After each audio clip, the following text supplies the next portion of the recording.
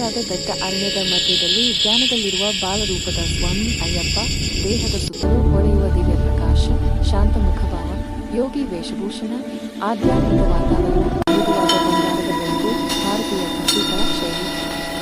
ಮಕರ ಸಂಕ್ರಾಂತಿಯ ಬೆಳಗಿನ ಸೂರ್ಯೋದಯ, ಭಾರತೀಯ ಪರ್ವತಗಳ ಮೇಲೆ ಹರಡುವ ಬಂಗಾರದ ಸೂರ್ಯಕಿರಣಗಳು, ಕಪ್ಪು ವಸ್ತ್ರ ಧರಿಸಿದ ಭಕ್ತರು ಪಾದರಕ್ಷೆ ಇಲ್ಲದೆ ಇರುಮುಡಿ ಹೊತ್ತು ನಡೆದುಕೊಳ್ಳುತ್ತಿರುವ ದೃಶ್ಯ, ಭಕ್ತಿ ತುಂಬಿದ ವಾತಾವರಣ, ಸಿನಿಮಾಟಿಕ್ ಧಾರ್ಮಿಕ ದೃಶ್ಯ.